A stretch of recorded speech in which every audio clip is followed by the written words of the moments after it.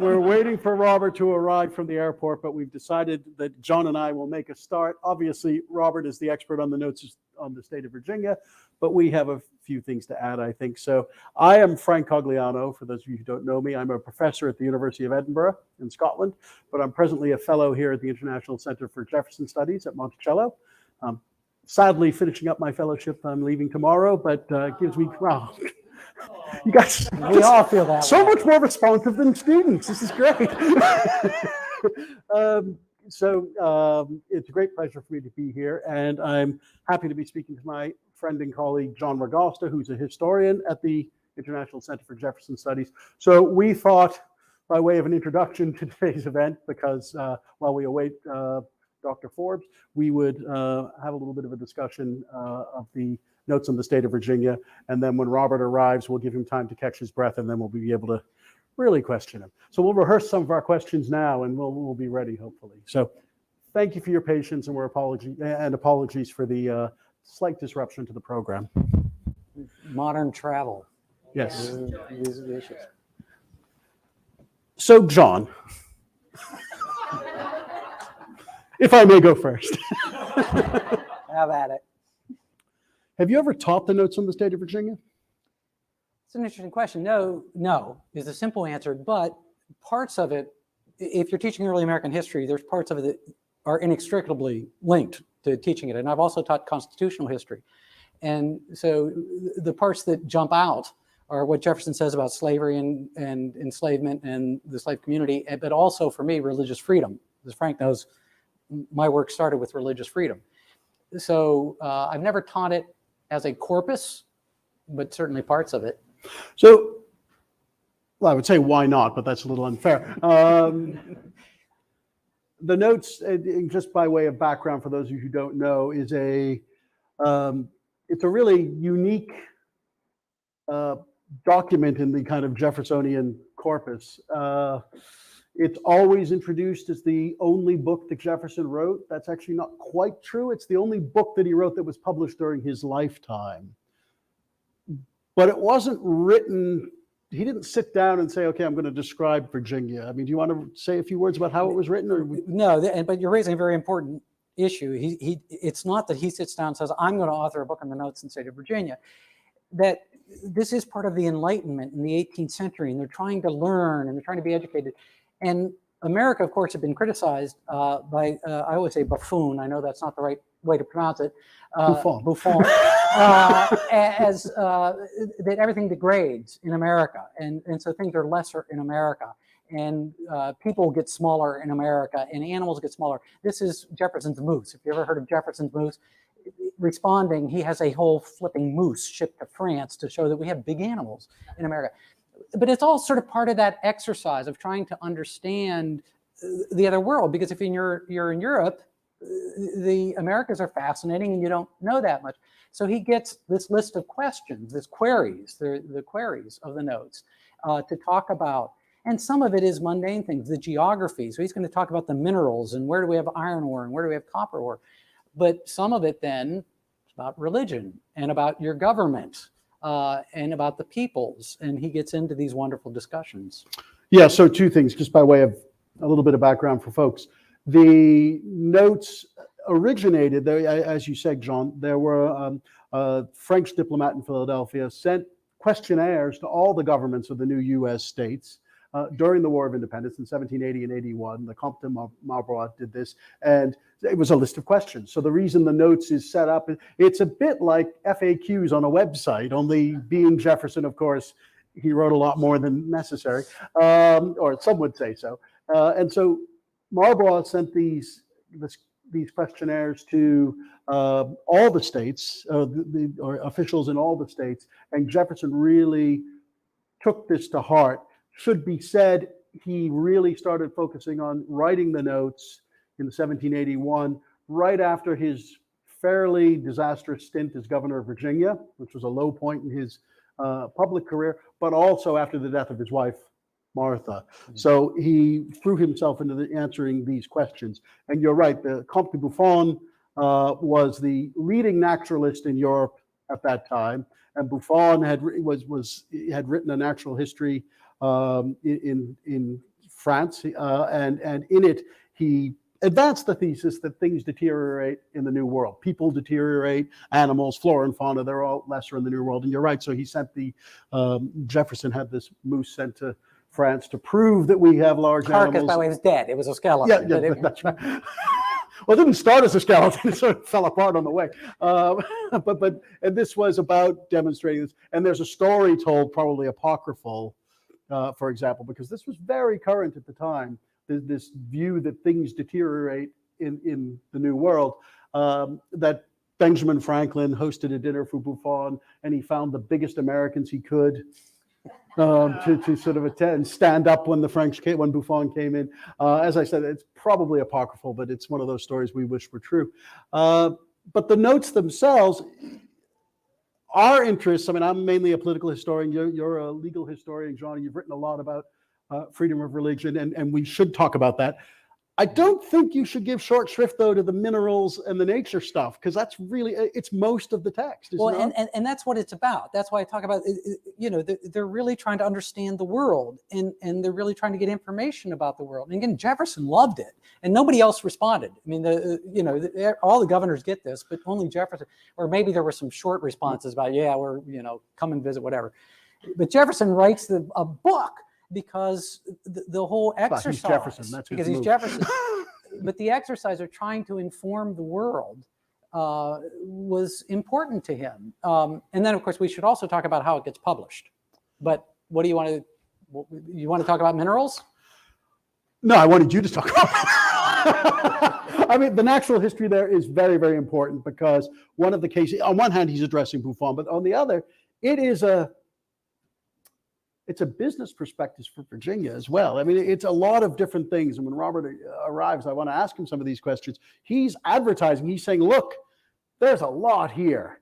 And the minerals and the natural wealth in Virginia in particular. And he allies Virginia and North America. You know that map, those T-shirts they sell down at the Library of Virginia that show, like in the beginning, the whole of North America was Virginia. He allies Virginia as we know it, or Virginia plus West Virginia, of course, and North America a lot in this document. But it's an advertisement at some level. It's a prospectus. It's a business prospectus for Virginia, where he's saying, look, we've got everything you need here. And the timing, and your comment about the timing is also critical. I mean, he had the disastrous governorship. I mean, this is when he's chased out of, they're chased out of Richmond by the Redcoats. He is chased out of Charlottesville. He's chased out of Monticello by Bannister Tarleton, of all people. And he's fled. He's being accused of abandoning the government. He's being accused of cowardice. His wife dies. And so for him to be spending his energy, it's actually a distraction in some ways, but he's spending his energy on, I'm going to write about my beloved Virginia.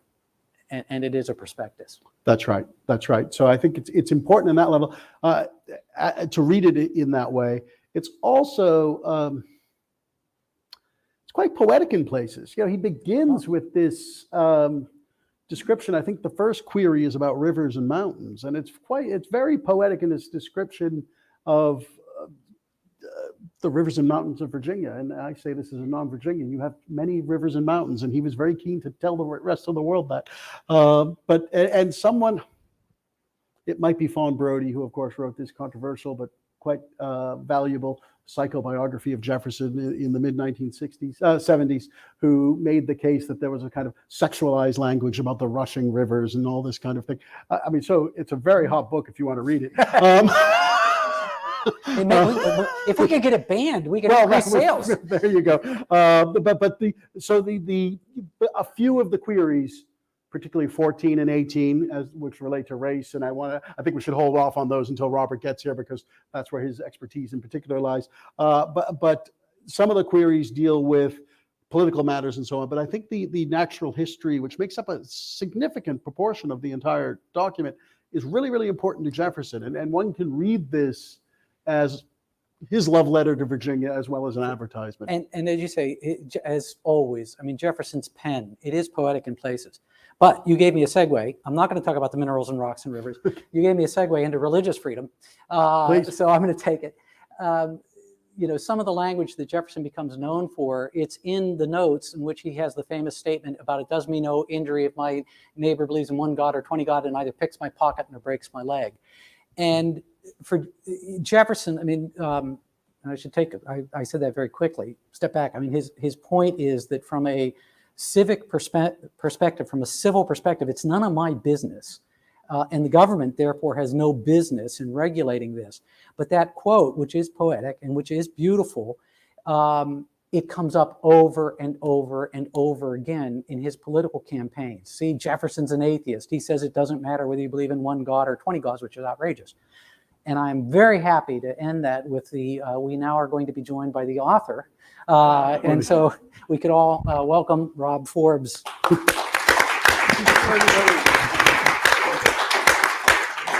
But I don't want to abandon you, but if you have other questions on the religious freedom, but I know Rob will have a lot to say about the book and about the issue of slavery. Rob, we've been trying to hold down the fort for you. I appreciate that. But the religious freedom, as Frank says, is often the case with Jefferson. It is poetic when you read what he has in the notes. Rob, we're so sorry you got delayed. Difficulty. Well, thank you for Welcome holding down the fort. Please. Thanks, John.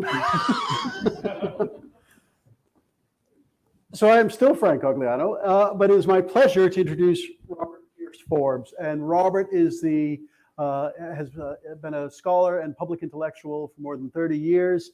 He earned his PhD from Yale, and he's been very active as he's taught mainly in Connecticut, I notice, in terms of looking at the geography of your CV. You currently teach at Southern Connecticut State, but you've taught at Yale and Wesleyan and UConn, as well as Rutgers, I think. Yeah. But Rob has edited this modern edition of the Notes on the State of Virginia. I would say, I wanted to wait until you arrived to say this, we have needed this edition for a very, very long time.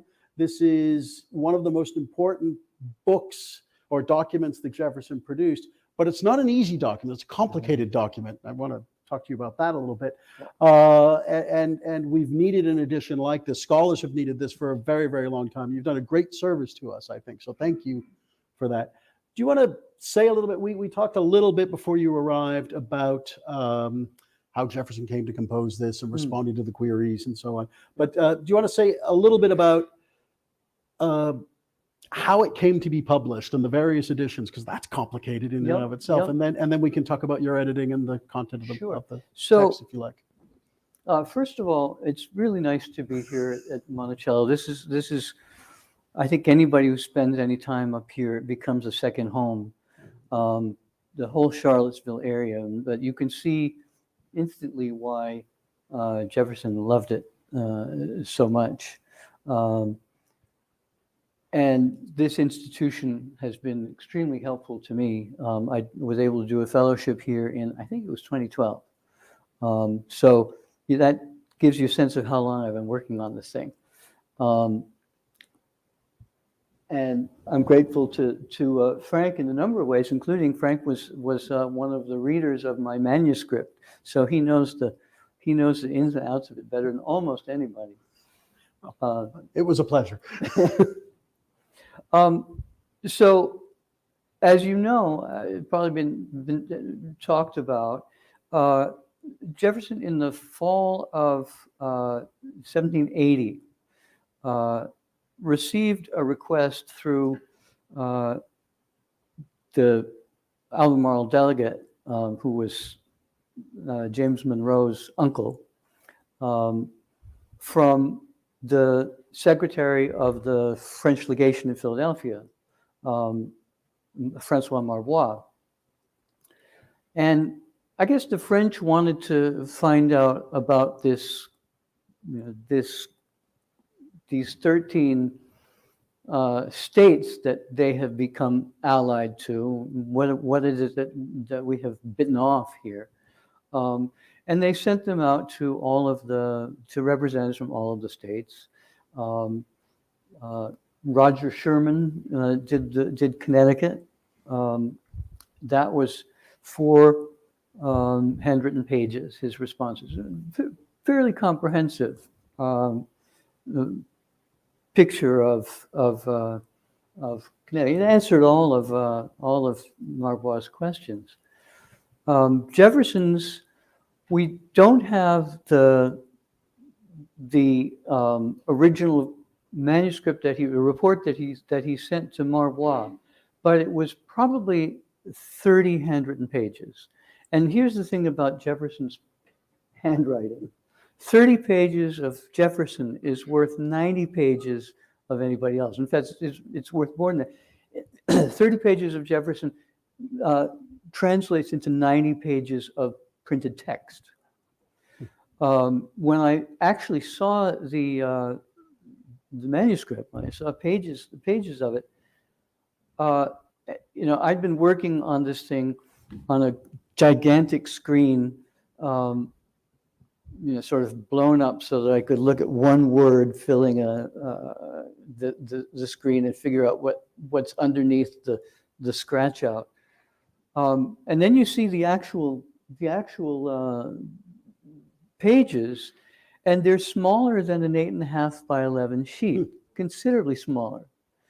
So his writing is very tiny. There was a lot pent up that he wanted to say. And very quickly, after he sent it off, I also should mention, while he's writing this thing, the American Revolution is going on, and he is the governor of Virginia, and Virginia is actually under invasion twice during his governorship, once during the period where he's writing the first draft of Notes on the State of Virginia. Before he's even sent it off to Marbois, he's thinking about, this is something worthwhile. He never describes it that way himself. He always calls it a poor crayon, a worthless effort, but don't take him at face value for that. He writes to Charles Thompson, the Secretary of the Continental Congress, who is a member in Philadelphia, is a member of the American Philosophical Society that Franklin founded.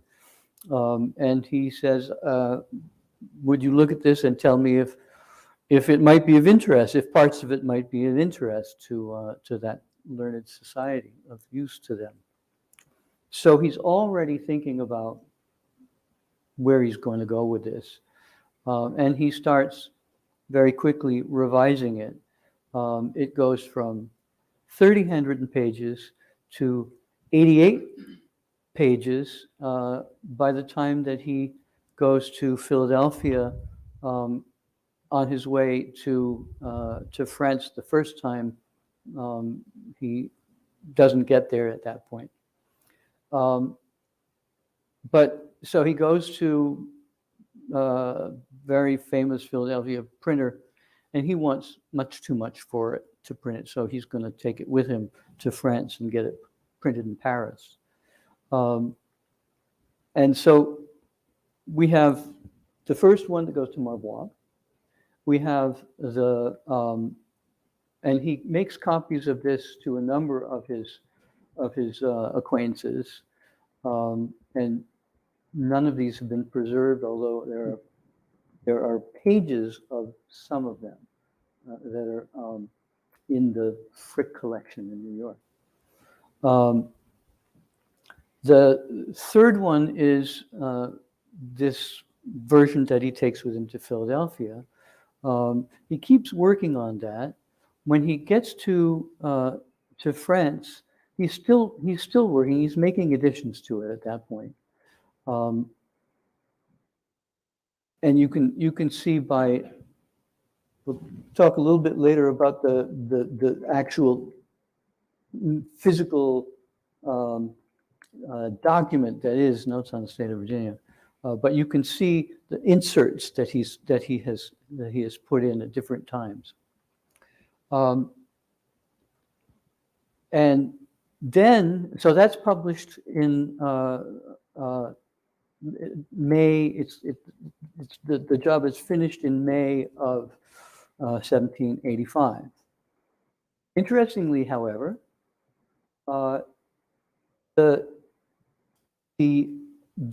publication date on the title page is 1782. And in fact, originally it was 1783.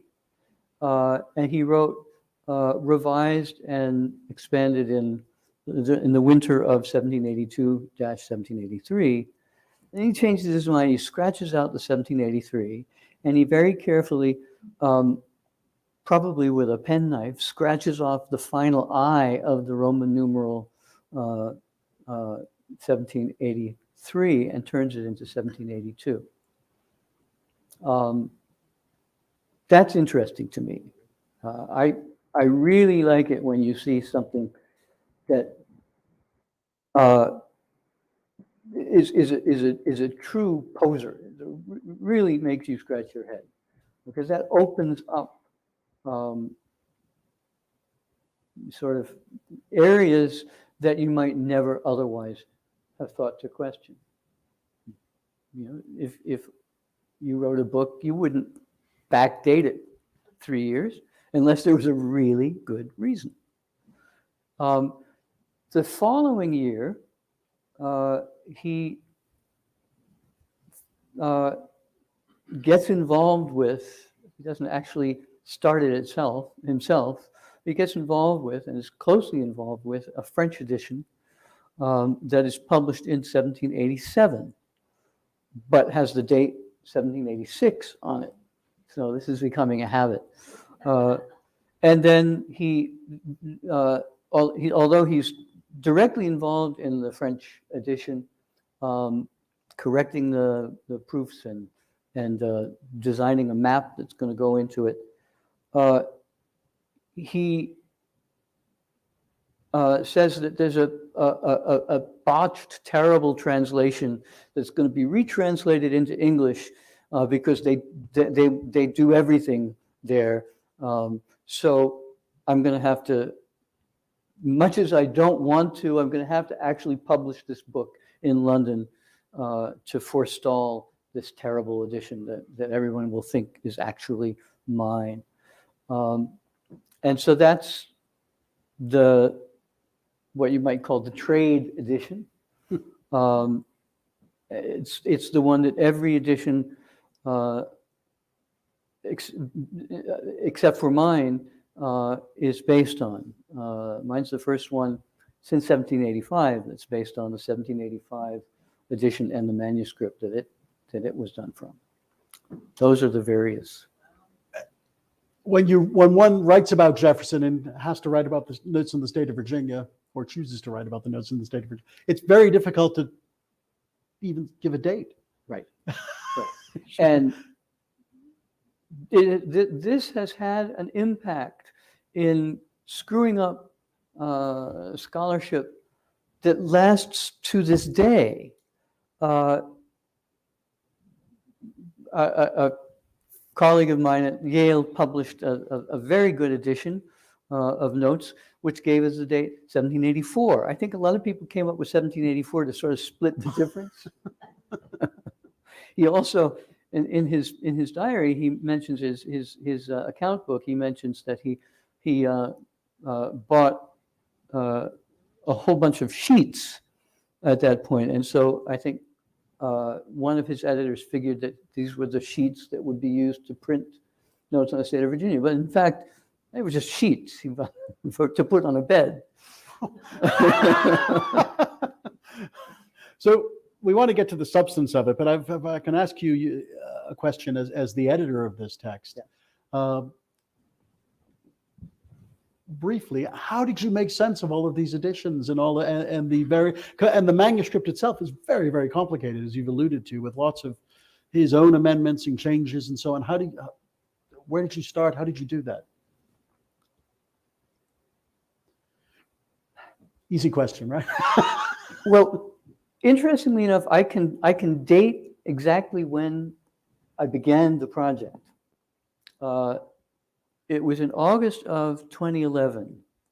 And some of you may remember, better than most Americans, that in August of 2011, there was an earthquake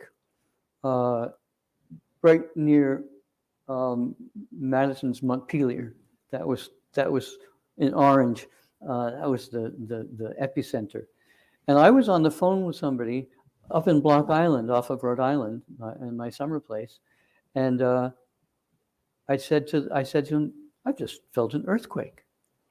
So that was the day, or the trip, not necessarily the day, but that was the trip where I started working on this. And the reason that I started working on this was not that I was interested in Notes on the State of Virginia, or particularly interested in Thomas Jefferson, even, I have to admit. But I had been working on the British abolitionists, Granville Sharp and William Wilberforce and all of these folks, trying to figure out what their racial attitudes were, what their attitude was towards race.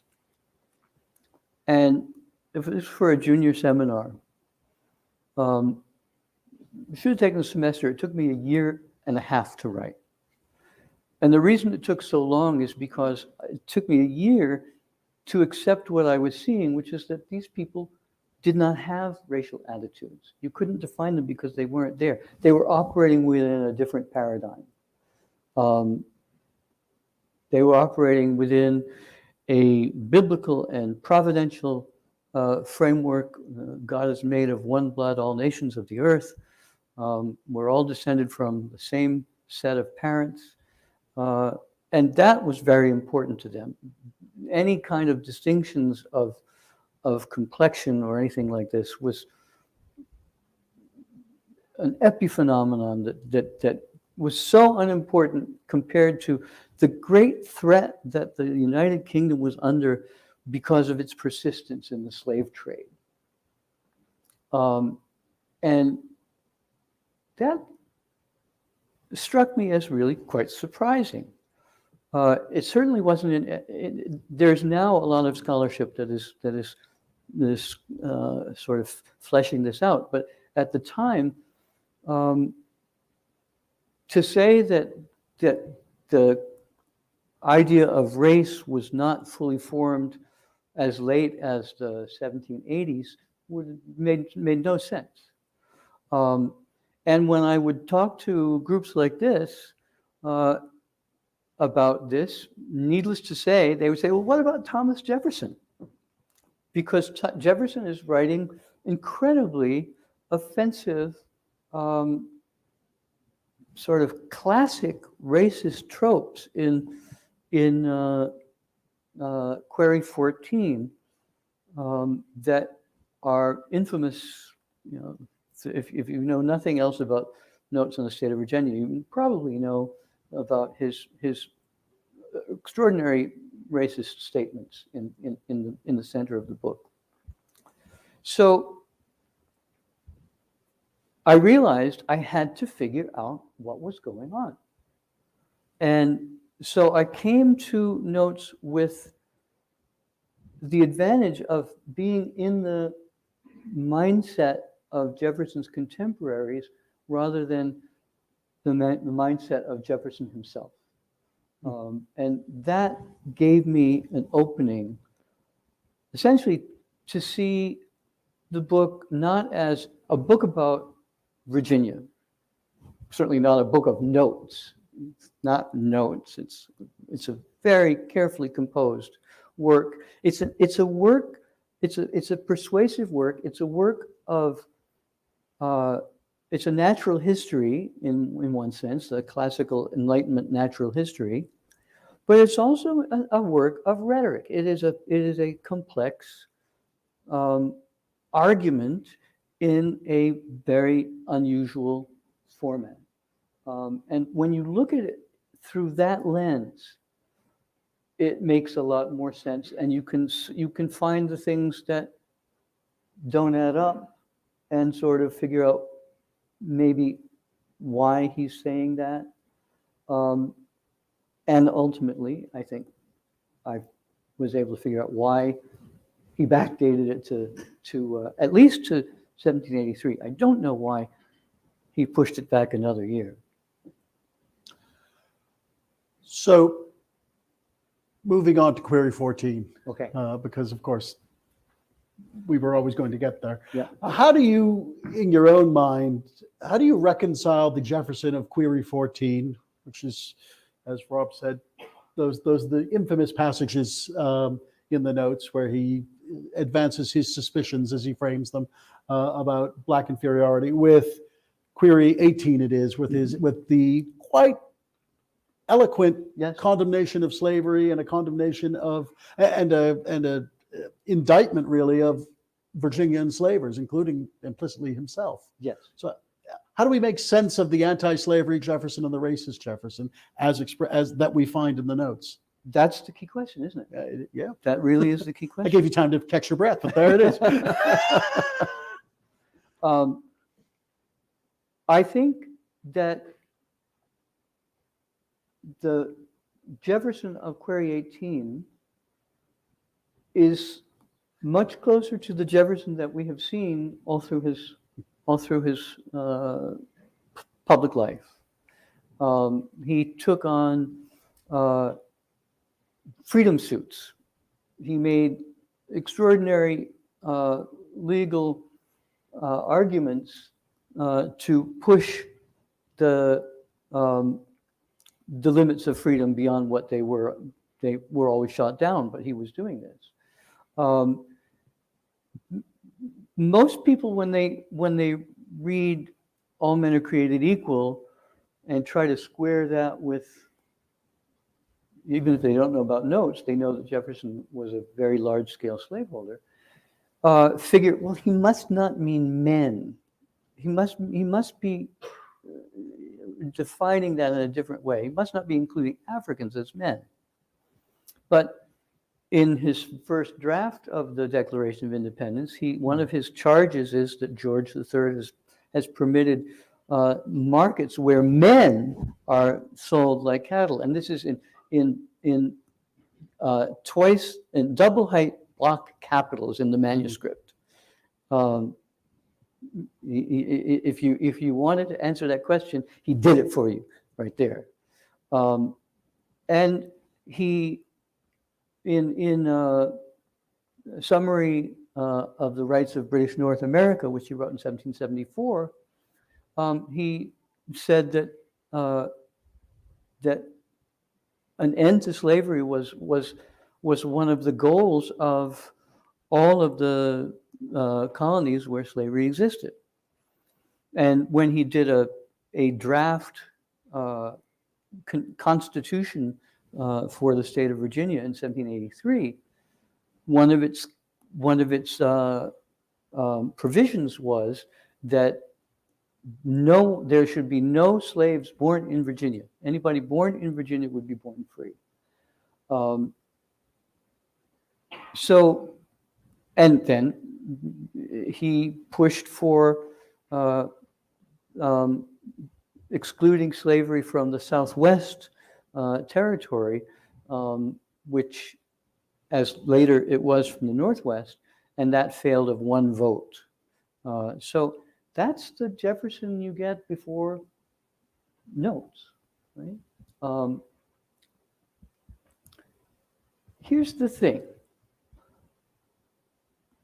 Jefferson is getting pushback even before he leaves for France,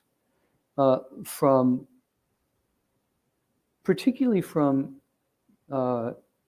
Europeans, from the English and the French, and also from northern anti-slavery activists, saying, what's the story here? We've had our independence for almost a decade, and nothing has happened to put an end to slavery. Lots of people in the 1770s, including a lot of the British, thought that, well, we may have lost the colonies, and that's a shame, but maybe God had bigger plans in mind, and it's certain that slavery will be ended. So slavery is clearly not ending, and people are getting very concerned about this. Then look at what's happening in Jefferson's own life. The other thing that's going on when he is writing this book is that Martha, his wife, was given birth to a seventh child. She always was in great distress, illness after childbirth, and she's not getting any better. And she dies in December, I think, of 1782.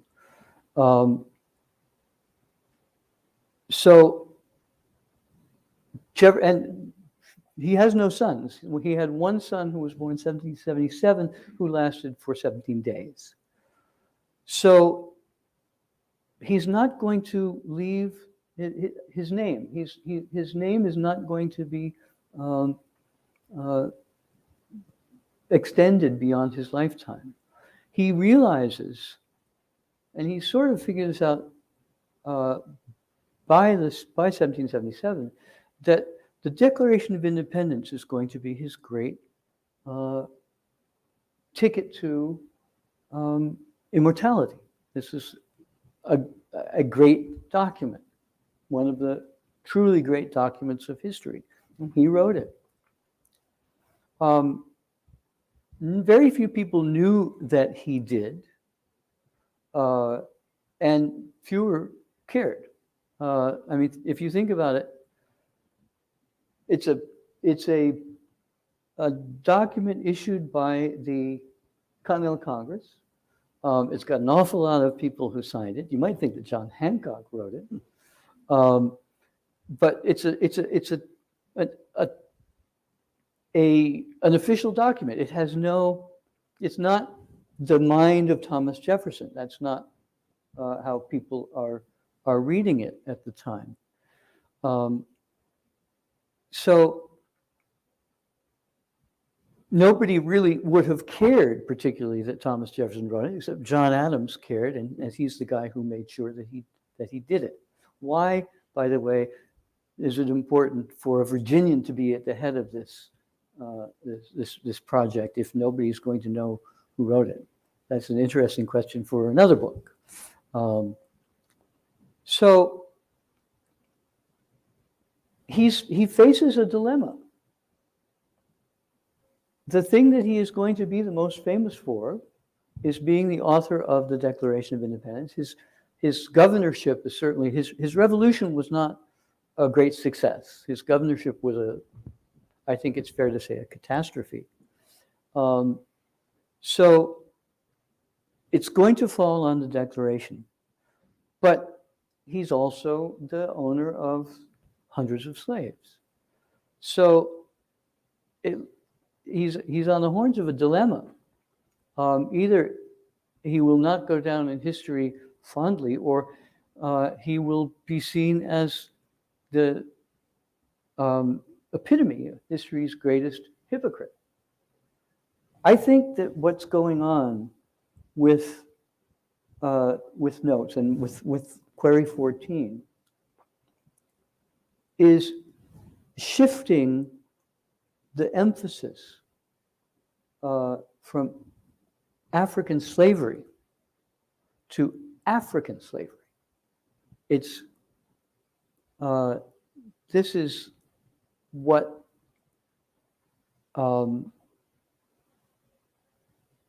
it's not about slavery, which he condemns all through the book, but and even the blacks in Virginia must be freed. He comes up with a plan of gradual emancipation, which would have cost about as much as the interstate highway system. And it was not going to be paid for by the United States. It was going to be paid for by Virginians who refused to pay taxes when they were being invaded by the British. So this is not going to happen, and he knows it's not going to happen. And so I would say that a plan that you know is impossible is a plan to keep things the way they are.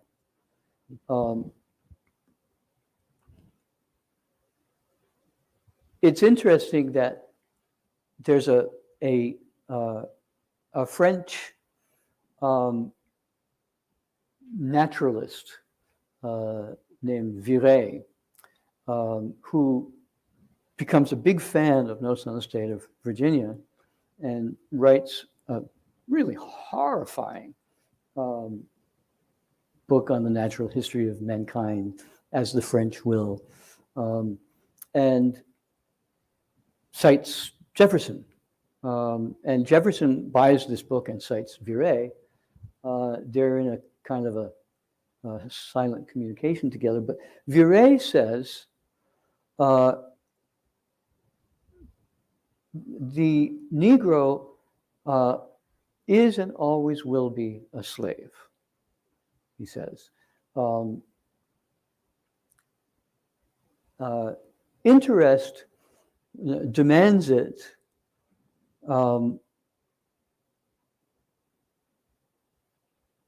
Policy requires it, and his own constitution is fit for it without complaint.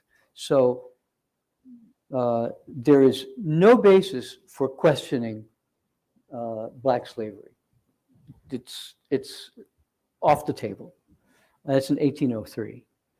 And I think what the French do is they say the quiet part out loud.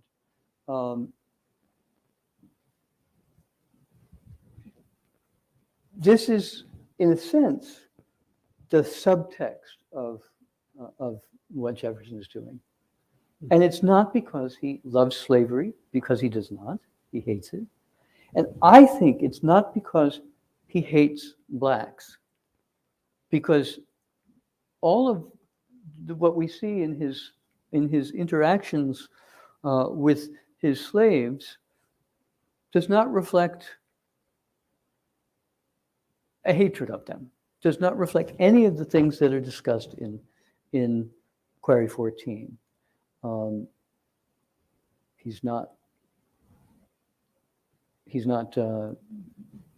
enamored of them particularly, but he works very closely with people who have exactly the genius, the skills, the abilities which they have learned in part from him, that he says that blacks cannot learn. He's saying things that he knows are not true. And anybody who's writing about black inferiority has pretty much got a Northern or a European audience in mind, because Southerners know otherwise.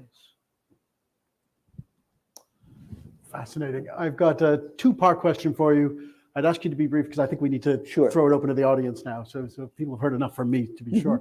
So does our emphasis on Query 14, because that's modern readers, and I know this from, I teach notes, and you have to talk about Query 14, and it's the focus. Does it distort our understanding of the notes as a document, as a coherent whole? Yeah. Has it distorted that, and has it distorted our understanding of Jefferson? Yes, I think both of those things are true. I was talking in the airport, as I had lots of time on my hands, with some people who asked me why I was wearing a suit and a tie, a jacket and a tie, and we talked about the movement to remove statues of people, and this orthodontist from Southern Oregon made the point that we don't know what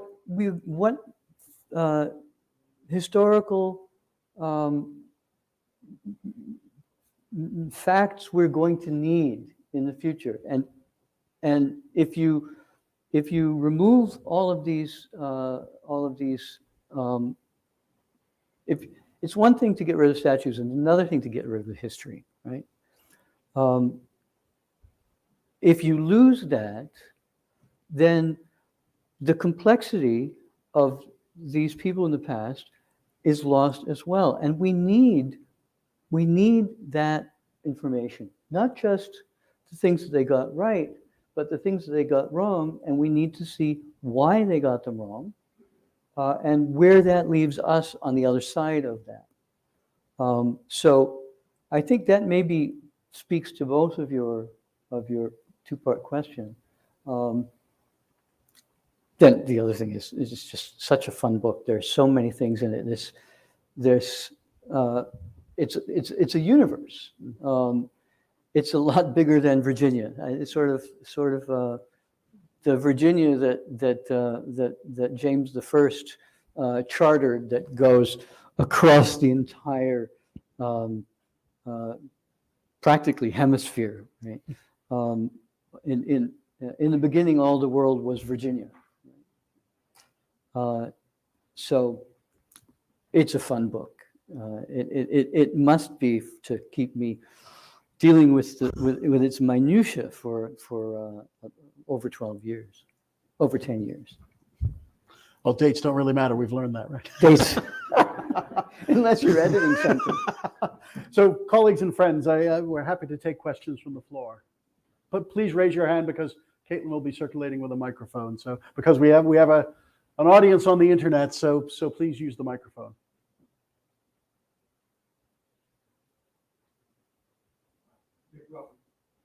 I'd like to know what his edits in his own handwriting from the first 33 pages to when it got published tells you about him. Oh, very good, very good. The main thing for me, and I think this goes to why it's backdated, is that he's responding to things that he is hearing or reading, and new pieces go in that deal with them. And I could give you a lot of examples, but the key one is a pamphlet that's written in 1784 by the Reverend Richard Price, who was a radical Unitarian minister in London and a very close friend of America. He wrote a great pamphlet supporting the Americans in 1776, which came over just as Thomas Paine's Common Sense was coming out. And that's in Query 14, I have a footnote 53 that explains why this is important. But he writes in 1784 a new pamphlet, which is on how the Revolution of America can be of benefit to humanity. And he's not really sure that it can. He's very critical of where he sees the Americans going. They've become terrible consumerists. They're all the things that we are, and the slavery issue that they have not. They haven't done anything about slavery. And I'll read you this one passage from that pamphlet. Until the Americans take steps to end this cruel, wicked, and diabolical practice, and to abolish the odious slavery which it has introduced, it will not appear that they deserve the liberty for which they have been contending. For it is self-evident that if there are any men whom they have a right to hold in slavery, there may be others who have a right to hold them in slavery. And the self-evident is a zinger that I think is aimed directly at Jefferson. He incorporates a lot of material from Price's two pamphlets in the revisions of the notes, putting them in much more beautiful language than Price has. And he doesn't want Price to get the idea that he did it in response to him. This was always what he thought. Right? So that's the most interesting aspect of the revisions to me.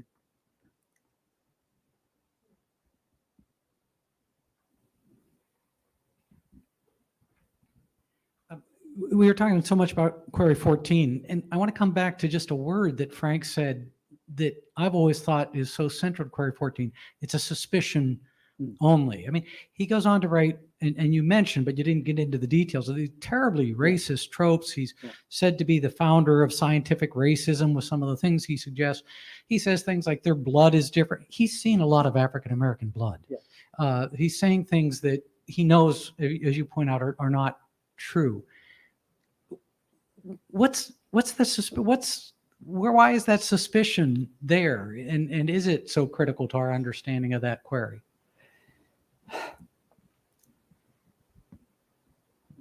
He's usually described as the forerunner of scientific racism. And there's a long passage about doing studies, scientific studies, to determine whether blacks are inferior to whites. But he ends up saying, you can't do it. There's no way to measure this. These are not things that you can weigh or see through a microscope. You can't apply fire to them. There's no way you can do this. And then he says, I offer as a suspicion only that they are inferior in body and mind. So what is the issue? How is he defining this? And what I think is, it's not a physical difference. It's in a sense a metaphysical difference. The key for him is removing them from the sort of centrality as human beings. They have memory, but they lack reason and imagination. And if you are an Enlightenment figure, if you see yourself as an illuminated one, not having reason is, well, I quote from the encyclopedia, the encyclopédie, the entry for philosopher says that reason is to the philosopher what grace is to the Christian. So if you're missing reason, you are, in a sense, subject to secular damnation. You will not be, these people are all free thinkers and deists, right? They're not playing with a biblical view of the cosmos. I think that's what's going on there. It's not necessarily what he believes, it's what is necessary for other people to believe in order to preserve his role in history.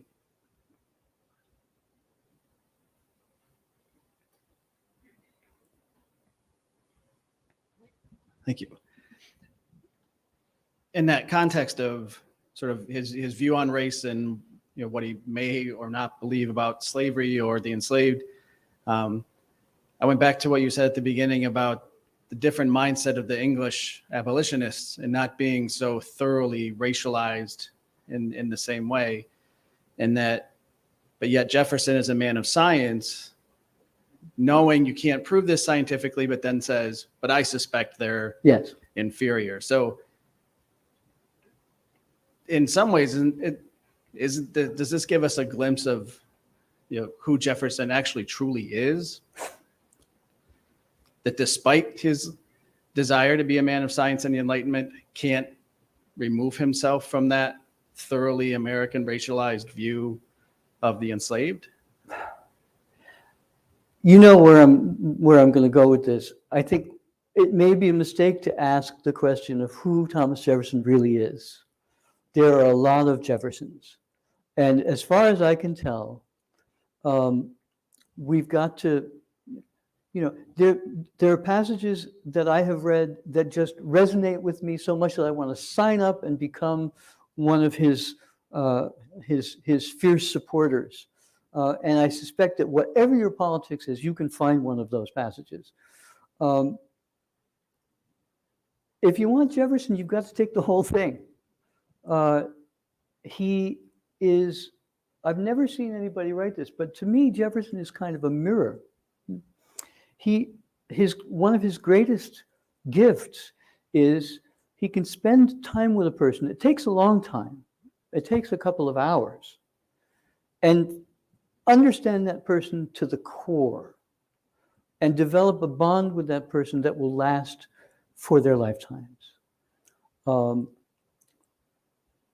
then the same thing can happen with, one of his grumpy planner neighbors around here who's never had a philosophical thought. He relates to them just as much. So I think that's, if we're gonna take Jefferson, we sort of have to live with all of that.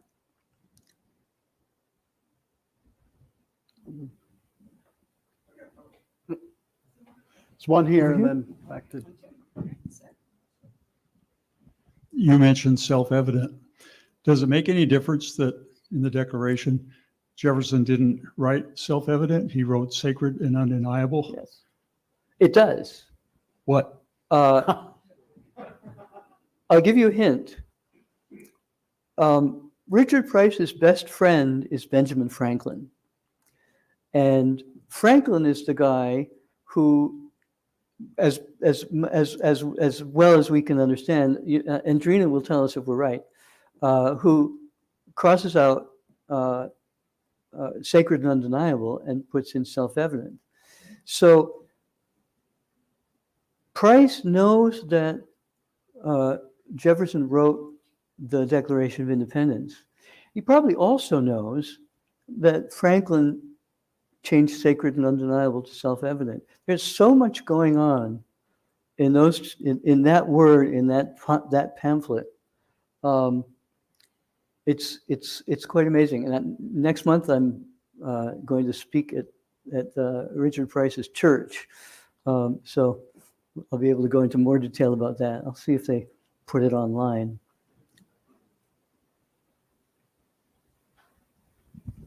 I'm embarrassed to hog the mic. But look, I'm not a man of skill, particularly on physical things. But Jefferson was surrounded with people with great skill who were enslaved. Yes. And if I try to do anything with skill, I've got to be thinking a lot. I need to use reason a lot. For someone to build that arch, and that didn't happen just with some That's right. learn. That took reason. And all I can conclude is that Jefferson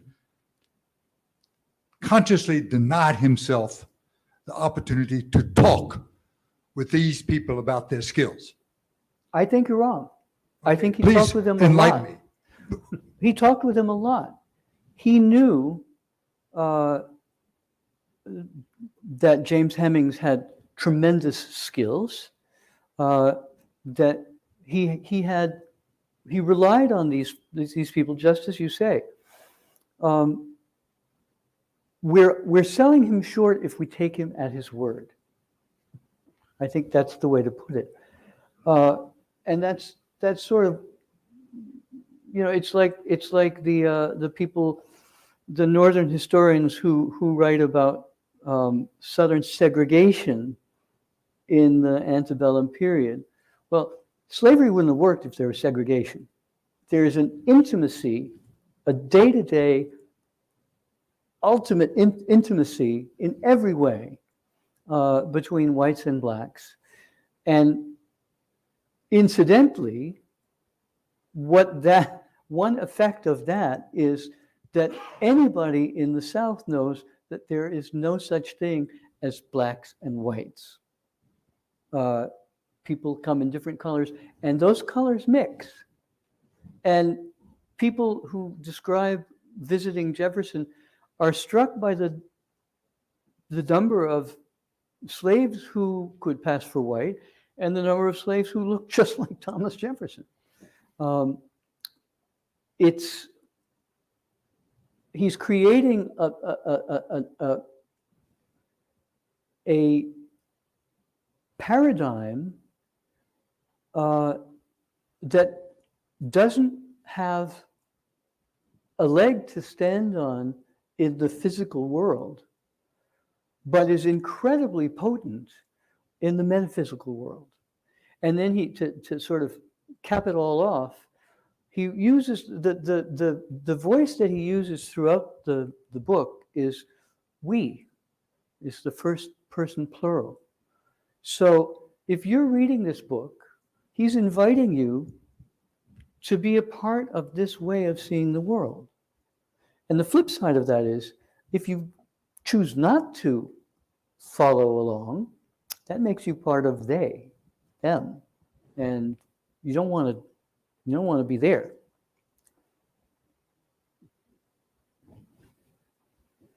Any other questions?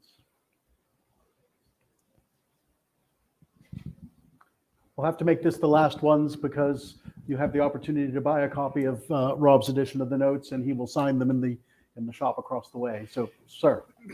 For all the talk of inferiority, is it worth mentioning the moral sense?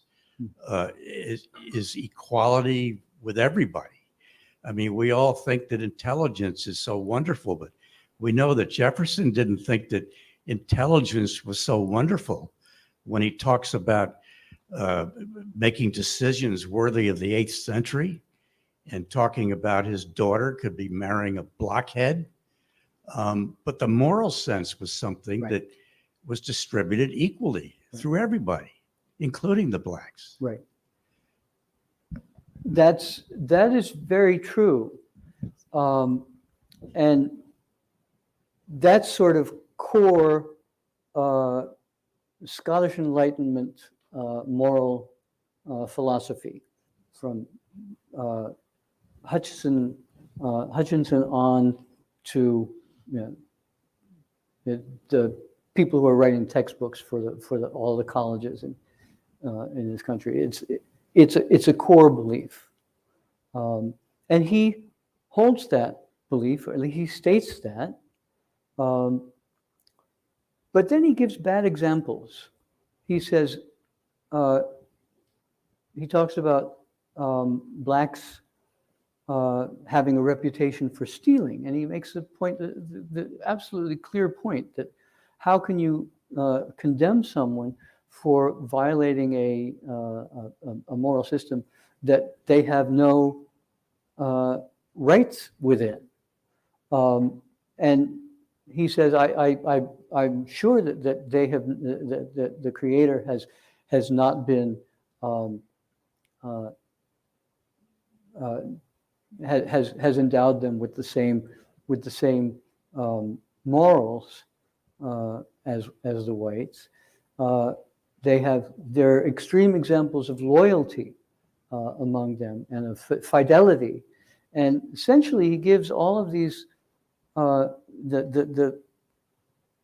the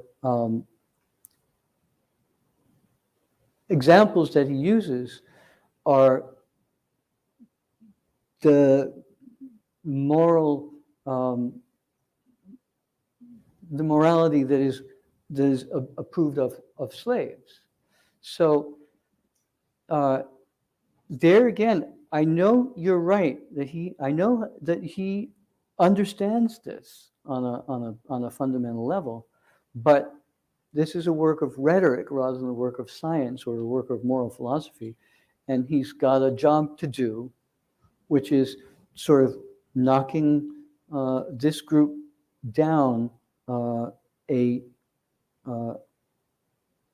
peg, so that the enlightened people of Europe and the North will not see this as the problem that they currently do. This conversation could go on and on. I know it's fascinating. Rob, thank you. As I said, as a scholar, I'm very, very grateful to you for this job of work you've done editing this edition, which we really need. But I want to thank you for your insightful comments today and making such a heroic effort to get here. So we really appreciate that. So can we thank Rob in the usual fashion?